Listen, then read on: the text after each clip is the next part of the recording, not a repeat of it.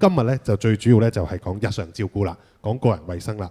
咁啊就同我哋嘅生活一樣，點Eva講到啦，大小二便、刷牙洗面呢啲嘅即係情況。咁就請阿 Rick 都幫我哋分享下啦，即係一啲嘅唔能夠自理嘅院友，佢哋嘅照顧需要係點嘅咧？同埋即係院友自己都處理唔到自己個人衞生咧，佢嘅心理感受係點嘅咧？駁翻我頭先所講嘅好重要嘅概念咧，就係即係傳統嘅我哋叫非個人化嘅模式咧，我哋睇好多呢啲生理嘅指標，譬如話頭先講過你有冇發燒啊？你白血細胞高唔高啊？即係你啲痰狀冇菌啊？即係呢啲咁嘅模式咧，其實喺醫院入邊短期內咧，我哋可以處理到嘅，可以出院嘅。咁所以醫院嘅模式咁係好合理嘅。但係你可以幻想下，如果院舍佢唔係住3幾日嘅，可能分分鐘住3幾年。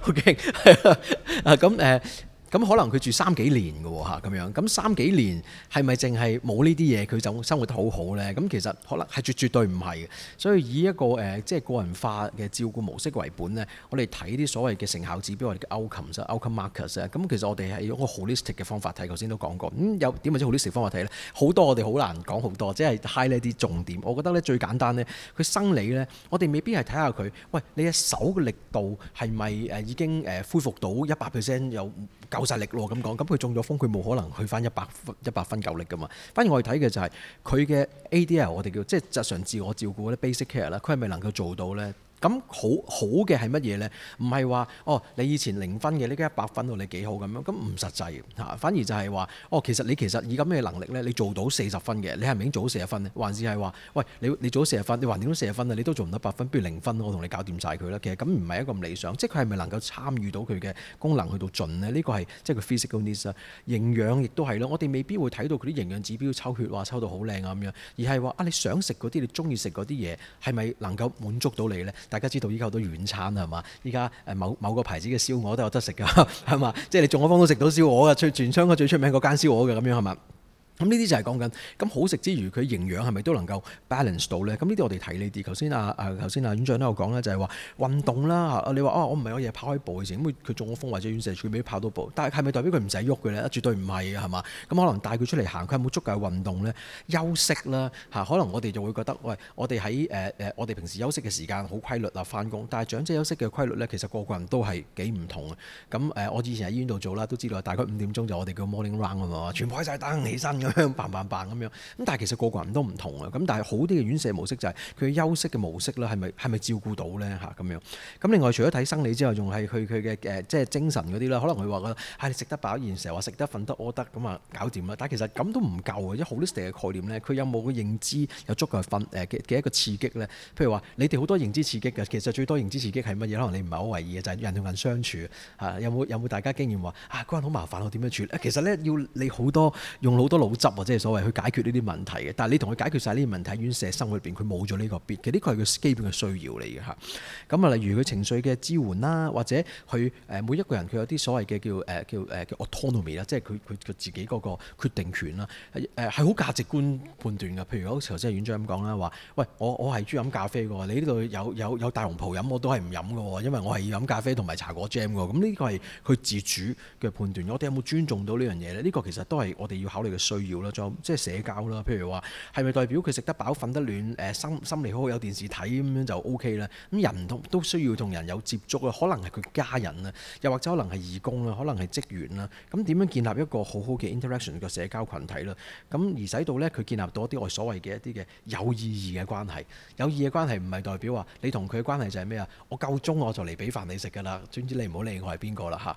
咁呢個唔係有意義嘅關係嚇。有意義嘅關係就係佢可能會當你係一個我唔敢講話當係親人啦，但係一個所謂嘅我哋叫 therapeutic relationship 建立到呢樣，呢個都係我哋睇佢哋嘅需要其中一個好重要嘅指標嚟嘅。最後一點呢，就係想講呢，就係其實佢哋如果院舍住就唔代表佢呢嘅生活環境永世呢都淨係一個院舍嘅嚇。佢點樣能夠 connect 翻個 community 咧？佢知道社會發生咩事。好遺憾地，有時我哋都會聽到啲即係唔係個個係咁啊，真係會有啲咁樣講嘅，就係話其實你都唔出去，出面嗰啲事其實唔關你事嘅，你唔使咁留心。但係其實呢個係一個人嘅基本需要嚟嚇。咁所以點樣使佢知道佢喺院舍入邊住，社會啦、周圍啦、佢家人啦，甚至乎佢家庭狀況啦，發生緊咩事啦？呢個都係即係喺院舍入邊長期需要住嘅需要，而唔係淨係即係食得飽、着得暖。我呢度停一停咯，就唔該晒。頭先想你補充下關於嗰個唔可以自理嗰啲院友嘅照顧需要，好嘛？好啊，嗱咁其實有啲咩叫唔可以自理嘅照顧需要？正如我頭先所講啦，我諗個概念咧，我哋唔係叫一個叫不一則二後，其實我唔知即係 dichotomous 嘅，即係唔係 yes or no 嘅嚇。意思就即係解喂咁，其實佢既然都失禁啦，係嘛？咁嘅概念就係話，你去到廁所，你咪自己去咯，非常好嚇。你唔到廁所，咁你用片啦，係嘛？仲好啦，有人照顧你嚇，咁唔係滿足緊長者嗰個生理需要嚇，比較好啲。其實咧，去到廁所啦，同埋完全去唔到廁所咧，係一個光譜嚟嘅，係佢由完全唔能夠參與啊，參與少少啊，參與大部分啦，人哋幫一幫佢去廁所，甚至乎其實佢行唔到啫嘛，你扶佢去，佢去到廁所啊嚇，咁其實係一個光譜嚟嘅。咁我哋其實比較滿足嘅需要咧，就係在於佢嘅參與度係去到幾多，我哋應該能夠 provide 個支持 support 俾佢，去到某個點，我哋要停嚇，使到佢能夠有機會參與，而唔係即係不一則二嘅，就係話你自己去唔到廁所啊，咁你用片啦咁樣，咁唔係一個即係好理想。我哋等陣度講少少例子，呢個就係其中滿足佢嘅自我照顧，照顧好多咩 ADL 大家知好多嚇，咁呢個係其中嘅例子嚇。多謝 Rick。或者我想即係阿 Rick 嗰度再補充一下嗱，我頭先講預設訓練啦，咁當然啦，即係每個老人家嘅能力唔同啦，咁有啲可能真係佢有呢個感覺到要去小便嘅，咁其實佢雖然有失禁，但係佢仍然有呢個感覺，我哋都需要去同佢去洗手間。呢個訓練係咪可以減到另外佢失禁嗰個元素可以即係冇咁緊要呢？咁當然呢個好多嘅訓練喺當中，個膀胱嘅訓練啊各樣，呢度我唔長談。但係講緊係個人化嘅照顧呢，就係就算佢小便失禁都好啦，我哋呢，佢如果知道佢嘅排便嘅習慣緊大便啦，我哋真係會同佢去洗手間讓佢去排便嘅。咁因為每一個人都知道，如果你洗手間排便同你喺個尿片度係爭好遠嗰個感覺，就算你完咗，你同佢即刻清潔都好啦。呢個就係個人嗰個自尊感啊！呢個自尊感同埋嗰個自主，雖然或者有啲老友記佢唔識得話俾我聽佢幾時會排便嘅，但係如果你留意下佢個面部表情，或者你從佢個生活習慣，屋企人話俾你聽佢嗰個習慣係點呢？其實呢啲係可以做得到嘅。咁但係頭先阿 Jeffrey 都講，咁你人手會花好多，係會要嘅。咁但係呢個係真係一個人嗰個真正嘅需要，因為其實我諗中國人咧，尤其是即係每個人都係排泄係一個好大嘅關卡喺當中。